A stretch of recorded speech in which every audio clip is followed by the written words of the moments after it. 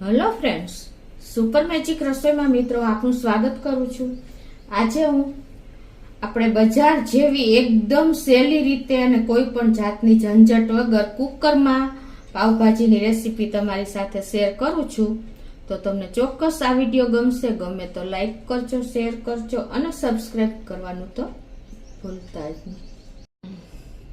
તો મિત્રો, ઘરે આપણે બજાર જેવો ટેસ્ટ લેવો હોય ને તો એકદમ ચોખ્ખા ઇન્ગ્રેડિયન્ટ વાપરીને આપણે ઘરે બનાવી શકીએ છીએ અને ડાયરેક્ટ આપણે બાયફા વગર કુકરમાં જ બનાવી શકીએ છીએ તો પણ એ બજાર જેવો જ ટેસ્ટ આવશે।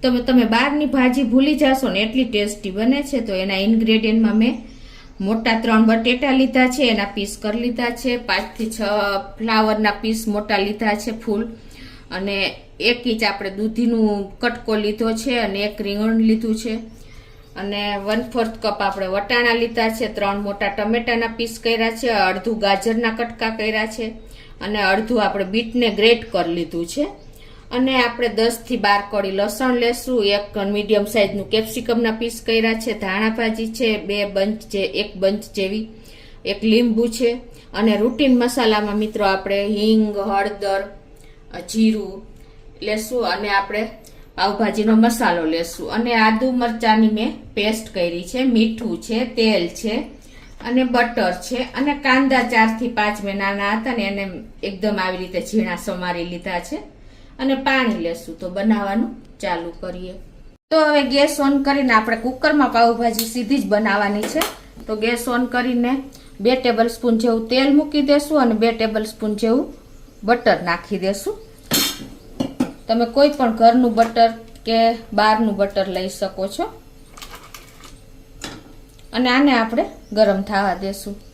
તો આપણે બટર તેલ ગરમ થઈ ગયું છે ને તો એમાં આપણે 1 ટેબલ સ્પૂન જેવું એકદમ નાનું કટ કરેલું, ઝીણું કટ કરેલું લસણ છે, 10 થી 12 કળી હતી એને મેં એકદમ ઝીણું કટ કર્યું છે એ નાખી દીધું।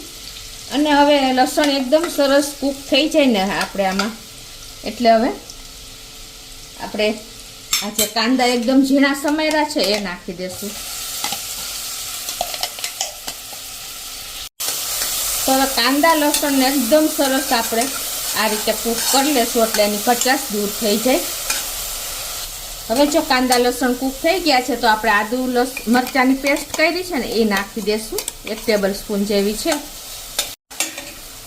અને એને પણ આપણે સરસ કૂક કરી લેશું। તો આ રીતે જો આપણે ત્રણેય સરસ 1 મિનિટમાં જ કૂક થઈ ગયું છે।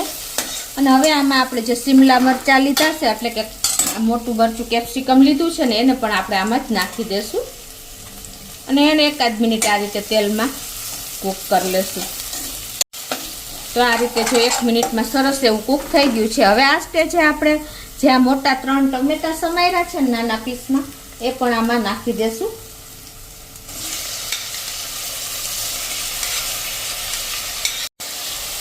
અને એને મિક્સ કરી લેશું આ રીતે। અને હવે એમાં આપણે ટેસ્ટ એકોર્ડિંગ 1 ટીસ્પૂન જેવું મીઠું નાખી દેશું,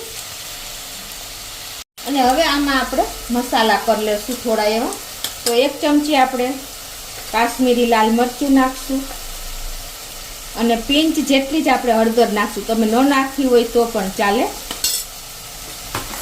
અને 1/4 કપ જેટલું આપણે પાણી નાખીને અને આને એકદમ સરસ આપણે કૂક થવા દઈશું। પહેલા તો મિક્સ કરી લઈએ મસાલા,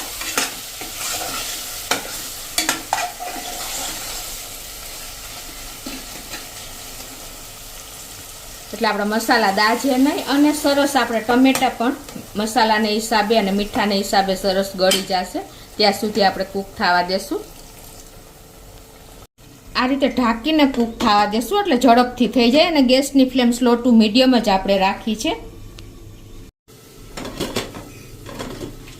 તો આ રીતે જો આપણે 2 થી 3 મિનિટ થઈ છે અને આપણે ટમેટા એકદમ સરસ ગળી ગયા છે, જુઓ।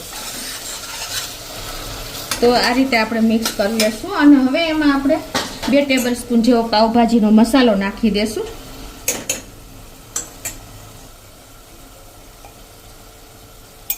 અને એને આપણે સરસ મિક્સ કરી લેશું।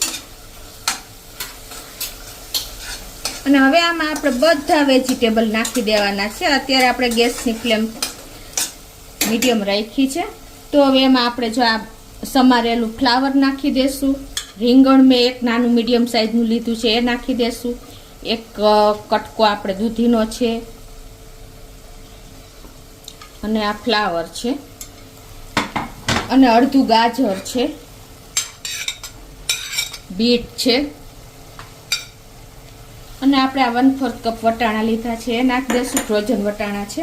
અને આ બટેટા આપણે જે લીધા છે ને મીડિયમ સાઈઝના 3 થી 4, એ નાખી દેશું. બટેટાનું પ્રમાણ થોડુંક આપણે આમાં વધારે ફ્લાવર બટેટાનું રાખી છે. અને હવે આપણે આ બધું મિક્સ કરી લેશું.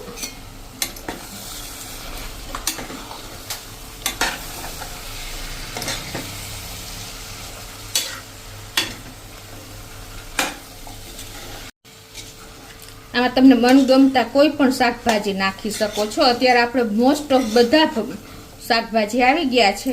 આ રીતે આપણે મિક્સ કરી લેશું. અને હવે આમાં આપણે 2.5 કપ જેવું પાણી નાખી દેશું.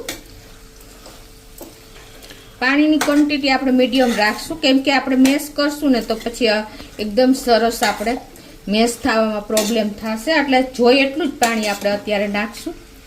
તો આ રીતે હું 2.5 કપ પાણી નાખી દઉં છું. તો આ રીતે પાણી નાખ્યા પછી તમારે હવે આ સ્ટેજે ચેક કરી લેવાનું. જો તમારે મીઠાની કાંઈ જરૂર લાગે ને તો તમારે એડ કરી દેવાનું છે. મારે પરફેક્ટ જ છે એટલે હું કાંઈ અત્યારે એડ નથી કરતી. તો ગેસની ફ્લેમ આપણે જો અત્યારે સ્લો ટુ મીડિયમ જ રાખી છે. અને આ રીતે આપણે એનું લીડ બંધ કરી અને 8 વિસલ થવા દેશું. અને પછી આપણે આ રીતે સીટી પણ લગાવી દઈએ. 8 વિસલ પછી આપણે જોઈ લઈએ. તો સ્લો ટુ મીડિયમ ફ્લેમ ઉપર 8 વિસલ થઈ ગઈ છે અને આપણું પ્રેશર પણ જો કુકરનું રિલીઝ થઈ ગયું છે. તો હવે આપણે કુકર ખોલી લઈએ. જો મિત્રો એકદમ આપણી ભાજી જોઈને એટલી પરફેક્ટ કન્સિસ્ટન્સી સાથે અત્યારે રેડી છે. તો હવે એને આપણે આ રીતે મેસરથી મેશ કરી લેશું એટલે બધું એક રસ થઈ જાય. તો આ રીતે જો આપણે મેશ થઈ ગઈ છે અને હવે આપણે ગેસ ઓન કરી દેશું. અને તમે એ જીટી આ રીતે પણ સર્વ કરી શકો છો. અને તમારે જો ઉપરથી વઘાર કરવો હોય ને એક્સ્ટ્રા બટરનો તો પણ તમે કરી શકો છો. તો હવે આ સ્ટેજે આપણે થોડી એવી ધાણા ભાજી નાખી દેશું. આ રીતે આપણે મિક્સ કરી લીધી છે. હવે આપણે એક એક્સ્ટ્રા વઘાર કરશું. તો એના માટે આપણે શું કરવાનું છે કે એક વઘારિયામાં 1 ચમચી જેવું તેલ મૂકશું અને 1 ચમચી જેવું બટર મૂકશું.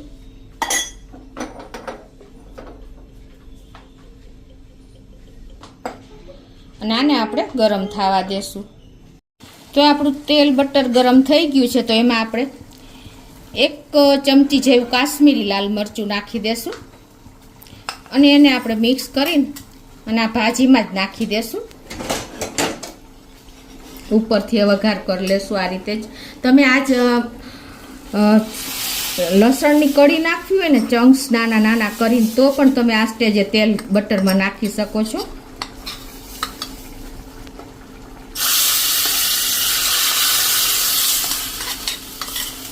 તો મિત્રો આપણો ઉપરથી પણ વઘાર રેડી થઈ ગયો છે. જુઓ એકદમ સરસ આપણે ભાજીનો લુક આવી ગયો છે. તમને ખ્યાલ આવી જતો હશે છે ને.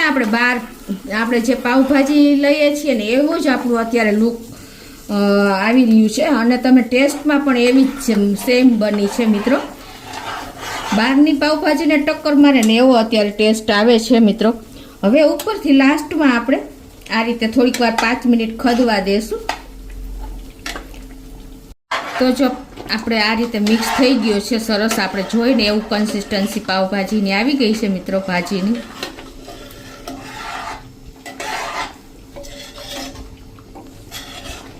તો હવે લાસ્ટમાં આપણે 1 લીંબુનો રસ નાખી દેશું અને ગેસ બંધ કરી દેશું. આ પ્રોસીજર આપણે લાસ્ટમાં જ કરવાની છે. તો જ તમને ભાજીનો ટેસ્ટ ખટાશ જોઈએ એવી લાગશે. તો મિત્રો આપણી ભાજી રેડી છે. જો એની કન્સિસ્ટન્સી બહાર જેવી જ છે ને એકદમ મેશ કરી છે.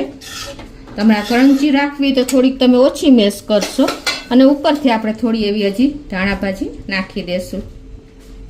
તો આપણી ભાજી રેડી છે. હવે આપણે પાવ પણ શેકી લઈએ.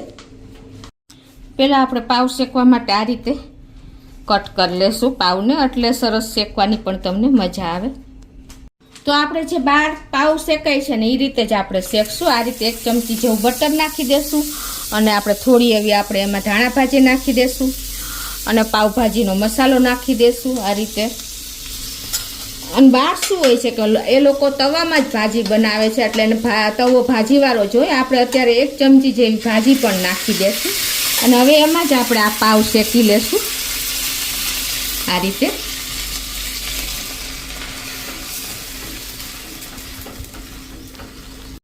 તો આ રીતે જો આપણે સરસ એવા આપણા પાવ પણ શેકાઈ ગયા છે, અંદર બહાર બંને સાઈડ જો તમને ખ્યાલ આવી જતો હશે.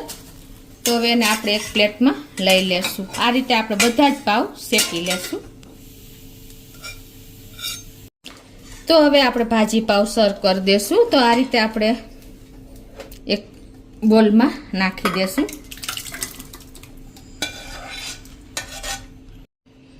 તો આ રીતે ઉપરથી બટર નાખીને અને તમે પાવ અને કાંદાની સ્લાઇસ, લીંબુની સ્લાઇસ સાથે તમે વડીલોને, બાળકોને બધાને આ રીતે સર્વ કરીને આપી શકો છો મિત્રો. એકદમ સહેલી રીતે મેં કુકરમાં બાફવાની ઝંઝટ વગર ઇઝી મેથડથી તમને બતાવી છે. કોઈ પણ જાતનો ટાઈમ પણ નહીં લાગે અને ટેસ્ટી જ થશે. બજારની ભાજીને ટક્કર મારે ને એવી ભાજી આપણી તૈયાર છે મિત્રો. તો તમને ચોક્કસ મારો વિડીયો ગમશે. ગમે તો લાઈક કરજો, શેર કરજો અને સબસ્ક્રાઈબ કરવાનું તો ભૂલતા જ નહીં.